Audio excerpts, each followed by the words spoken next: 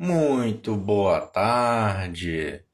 Então, hoje é um dia próprio para falar sobre a tecnologia do espírito, que é a mediunidade, né? Dentre uma das tecnologias do espírito, temos aí a mediunidade. A mediunidade, ela é comparada a um telescópio que vê. Há um aparelho radiofônico que ouve e as ondas. Há uma televisão que você pode ver e ouvir, entendeu? Há uma antena, entendeu? Então essa antena, muitos pesquisadores dizem que ela está na pineal, mas na realidade ela faz parte de todo o cérebro e todo o corpo da pessoa. E vale destacar que a psiquiatria, por exemplo, ela tem uma contraposição aí, que a psiquiatria ela considera, por exemplo, pensamentos intrusivos, é, pensamentos intrusivos como imagens e outros tipos de coisas, como vozes, imagens, e muitos outros tipos de coisa, confusão mental, entendeu? Como que podem não ser anímicos, entendeu? Como patologia, entendeu? Como esquizofrenia, né? Mas aqui eu quero trazer a mediunidade como um processo de dissociação organizada, entendeu? Não como uma dissociação anímica ou de transe farmacológico, entendeu? Então, por exemplo, o ayahuasca, ele é uma ferramenta, ele tem essa capacidade de dar o poder para a pessoa e ter a visão da vida, morte ou até uma visão superior, mas por meio de um controle, entendeu? De um autoconhecimento, alguma coisa assim. Mas basicamente ele potencializa o transe mediúnico, entendeu? O transe anímico, né? Então nós temos o transe anímico e temos o transe mediúnico. O aparelho mediúnico, ele funciona no cérebro, mas também funciona no corpo todo, entendeu? Porque tudo que está no cérebro está no corpo, entendeu? Então, uma coisa que não está funcionando bem no corpo não vai estar funcionando bem no cérebro e vice-versa. Ele tem a ver com os comportamentos, ele tem a ver com tudo, com a neurofisiologia, né? E ele é basicamente a comunicação dos espíritos com o ser por meio de um aparelho transcomunicador, entendeu? Uma transcomunicação, entendeu? Ou seja, uma transcomunicação entre eu e os espíritos, vamos botar assim, entendeu? E os espíritos comigo, entendeu? Agora, vale lembrar que, por exemplo, no século XIX, isso era muito mal compreendido, até hoje muita coisa é mal compreendida. Hoje está mais difundido, mas ainda é muito mal compreendido. Por exemplo, algumas psicopatologias, como a esquizofrenia, o transtorno de personalidade esquizotípica, bipolaridade, transtorno borderline, de personalidade borderline, esse tipo de coisa assim, pode estar junto com um processo de mediunidade, entendeu? Porque, por exemplo, esses transtornos, ele, pelo próprio nome, né, psicose, né, a psicose e a neurose, ela tem uma ultrassensibilidade, entendeu? Elas costumam ter uma ultrassensibilidade. Ultrassensibilidade é típico dos aparelhos vegetativos, sensoriais, entendeu? Que vem lá do reino vegetal. É uma herança nossa que nós temos do reino vegetal, que se manifesta nos tecidos e no sistema nervoso como um todo, entendeu? Essa ultrassensorialidade, como muita ultrassensorialidade com a luz, com a água, com o frio, com o calor, com tudo mais, com as percepções, com o som, com os sons, entendeu? E a gente vale lembrar o autismo aqui também, né? Isso aí é típico, ele é típico, por exemplo, dos espectros psicopatológicos, entendeu? A mediunidade é apenas as faculdades, as faculdades que podem ser desenvolvidas, por isso não é algo que você ganha, é algo que você desenvolve, entendeu? Elas podem ser desenvolvidas, mas elas podem estar inatas na pessoa, no cérebro da pessoa que está reencarnando, entendeu? Então, por exemplo, essa questão de dom é um dogma, entendeu? Você recebeu um dom, né? Não, você aprendeu matemática porque você estudou matemática. Alguns nascem mais inteligentes, mas eles não vieram com folha branca, entendeu? Eles apenas passaram uma borracha na hora de reencarnar, esqueceram e logo fizeram a construção daquele castelinho de saber rapidinho, entendeu? Mas propriamente a mediunidade, ela não é um dom, ela é algo desenvolvível ou desencadeada por uma epigenética, de acordo com a teoria da epigenética, em algum ponto do momento existencial da pessoa, entendeu? Então, se nós tomarmos a teoria epigenética como um fator de, de relacionamento com os modelos mediúnicos, né? Nós temos aminoácidos que vão temos código e o DNA é um código divino, né? É um código que vem do espírito, né? É do modelo organizador biológico, né?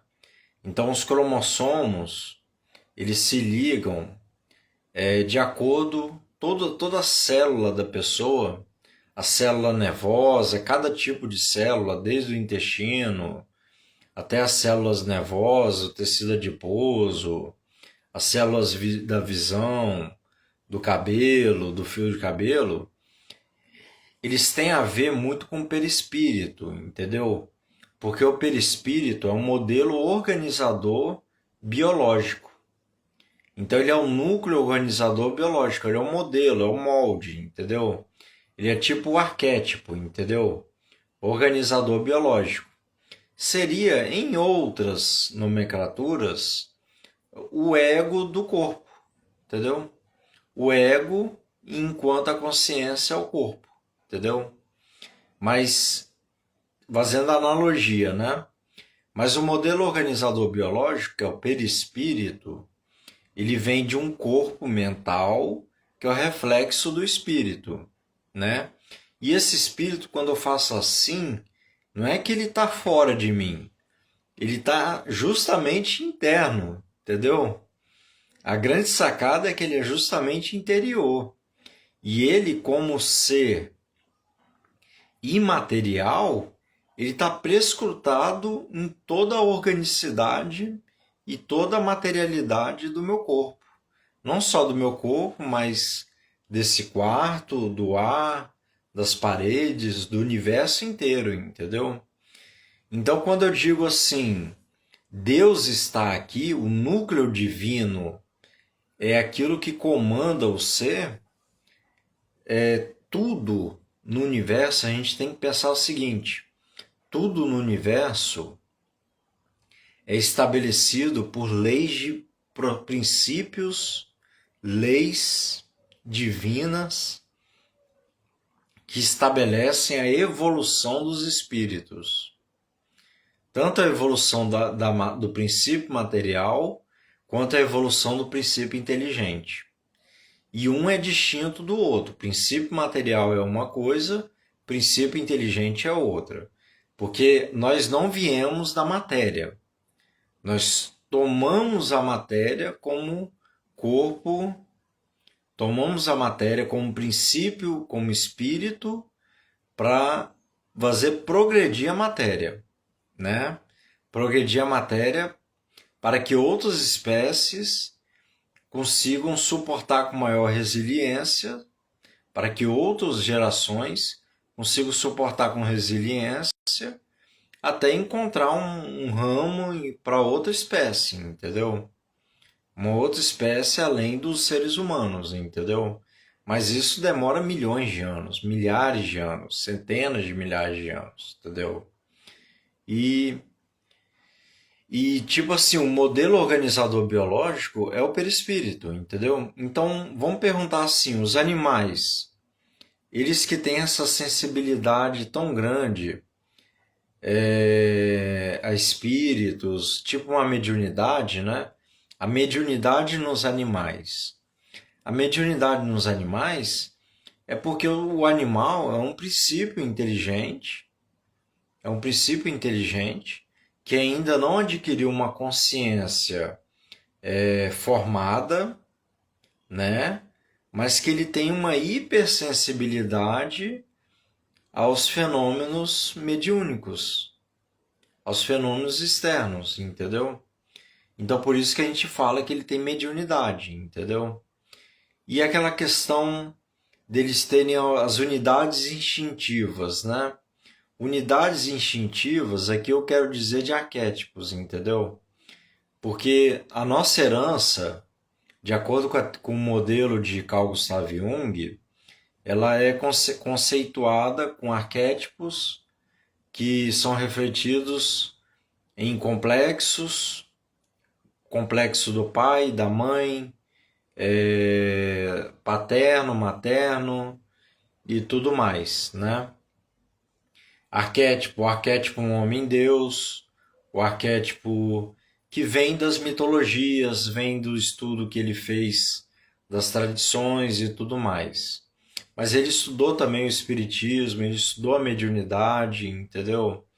Está bem claro nas obras dele, nas obras de capa vermelha, nos livros vermelhos, entendeu? Está bem claro nas obras dele, entendeu? E questões também de outras, da teosofia também, está bem claro, entendeu? Então cada linha vai seguir uma tradição, mas o objetivo central aqui é falar da mediunidade, né? Então, a mediunidade e as psicopatologias. Ora, se uma pessoa ela tem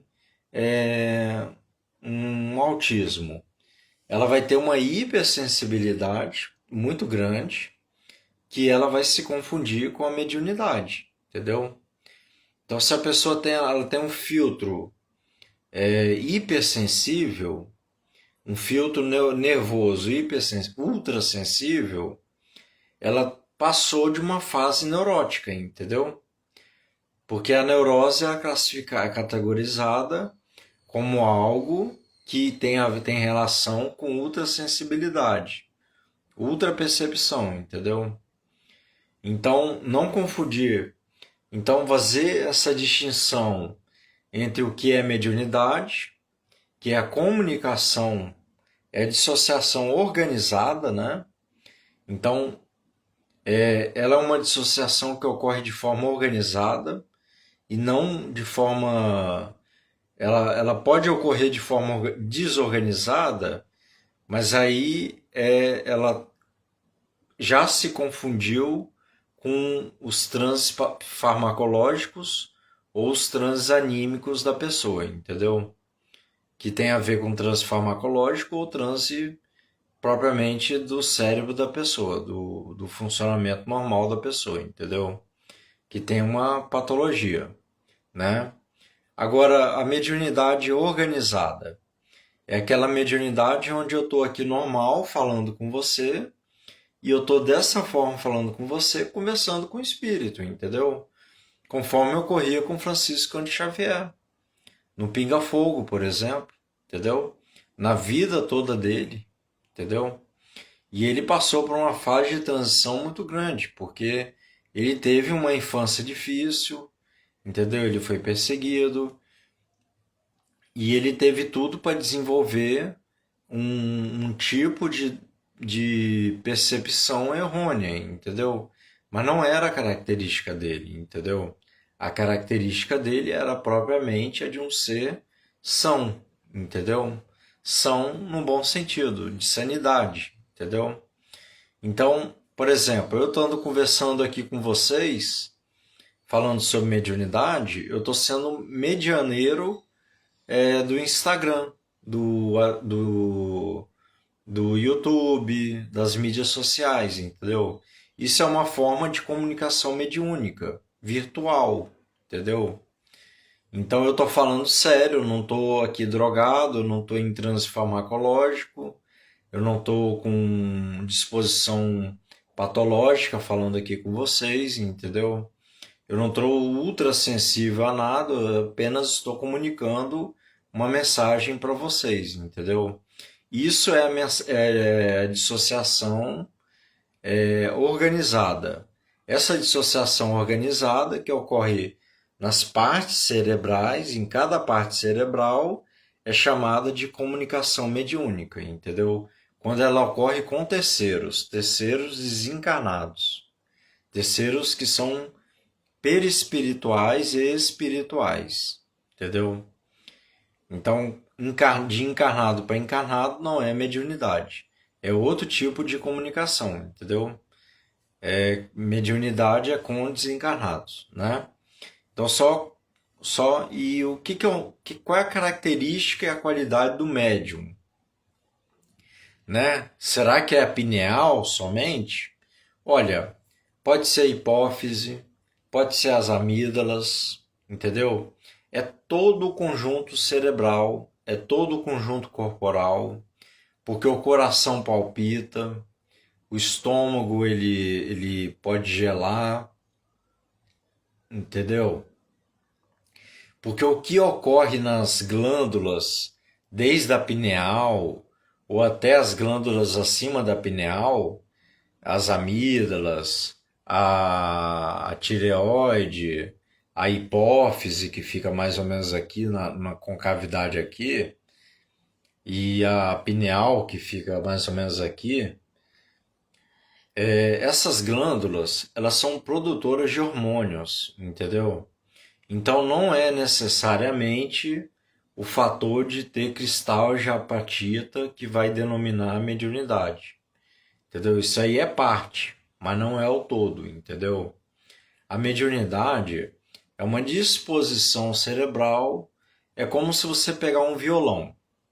Você tem um violão de 6 cordas, esse é o violão normal. Agora você comparar o cérebro, o violão com o cérebro, né? Fazer uma analogia. Você tem uma corda a mais, um violão de 2 cordas a mais, entendeu? Na realidade, tem uma disposição, algum mecanismo de dispositivo que ele funciona um pouco fora da normalidade. Podemos dizer que é tipo um DDP. DDP, entendeu? Diferença de potencial. Diferença de potencial entre um plano encarnado e um plano desencarnado. Então, há fatores no cérebro que funcionam como DDP. Conforme a televisão, por exemplo, processo televisivo, o processo da internet, ele funciona com fluxos elétricos, Tanto é que no livro dos médiuns, Kardec ele coloca os fluidos derivativos do fluido cósmico universal, entendeu? Então o espírito que é muito forte, que é muito forte no caso, ele já retira, muito elevado, né? Ele já retira do fluido cósmico universal e filtra todos os fluidos secundários, terciários, quaternários, para a manifestação que ele vai dar, como as batidas na mesa e etc, entendeu? As mesas girantes e tudo mais. Agora, ou uma escrita direta, entendeu? Pneumatográfica, entendeu? E outras, né? No caso. Psicográfica, entendeu? E outras, que é do espírito, entendeu? Agora, no dinamismo da mediunidade, sempre é preciso principalmente de efeito físico, entendeu? Qualquer mediunidade é preciso ter um intercâmbio com espíritos e um intercâmbio com outros médiums, para que haja ectoplasma suficiente no ambiente, para que haja a manifestação, seja de efeitos físicos, seja de efeitos inteligentes, intuitivos, inteligentes, intuitivos, né? Que é a mesma coisa. Jung ele coloca a intuição como algo anímico, né? E mediunicamente ele também é algo anímico, né?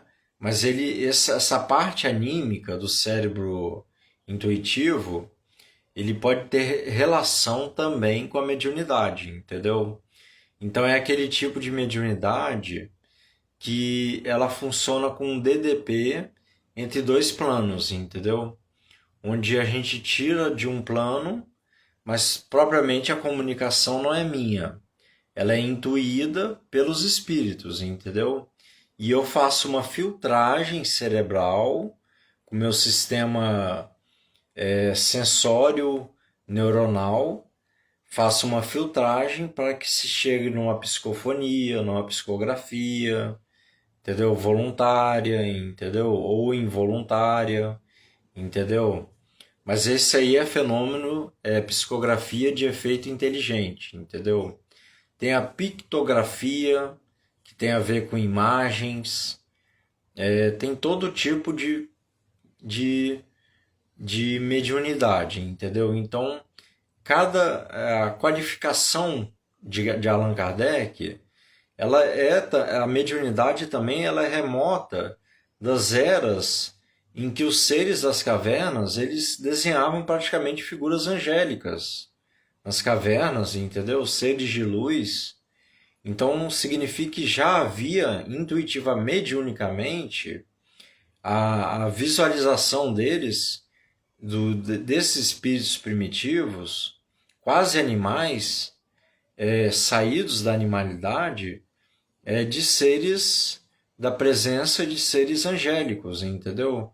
Ou seja, espíritos nobres que eram emissários do Cristo na construção do mundo, entendeu? Então isso ocorreu de todas as épocas. Tutankhamon, entendeu? Maomé, Jesus era médium. Jesus ele tinha um DDP com Deus, entendeu? Uma diferença de potencial com Deus. Então ele era medianeiro da imaterialidade que há em todo o universo, entendeu? E nós não dizemos que a imaterialidade ela está fora do universo, mas ela está dentro, ela está muito dentro e cada vez mais dentro, cada vez que ocorre uma mudança divina na vida de uma coletividade ou na vida do mundo, essa mudança ela ocorre para a evolução, primeiro, do planeta Terra e principalmente da humanidade. E ela pode ser usada por uma pessoa, como Jesus, Moisés, Siddhartha Gautama, Buda, Zoroastro, que serve para a coletividade, entendeu? Então a mediunidade, propriamente, ela serve para uma comunidade, ela serve para esclarecimento, entendeu? Como eu estou fazendo aqui, entendeu? Ela tem finalidades que tem a ver com a coletividade, entendeu? E ela não deve ser remunerada, a mediunidade ela não deve ser remunerada. Já existem locais, países que ela é remunerada, mas temos que ver a possibilidade de não remunerar isso, porque isso serve para a coletividade. E a espiritualidade maior, superior, ela se utiliza também dos médios que são remunerados para trazer alguma mensagem, ou quando aquele agrupamento, aquela coletividade, ela não reconhece algo que é gratuito. Ou ela vai desleixar, ou ela vai zombar, ou ela vai criticar, entendeu?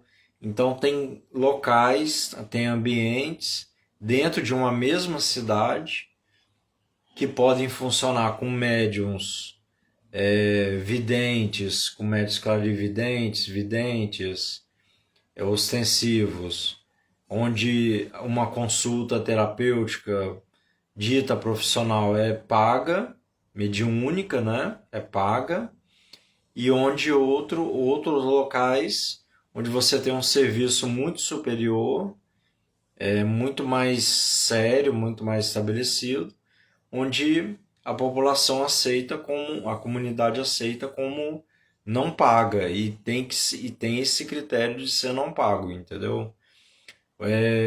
Para se chamar de mediunidade com Jesus, tem que ser não pago, entendeu? Porque de graça recebeu, de graça dá, entendeu?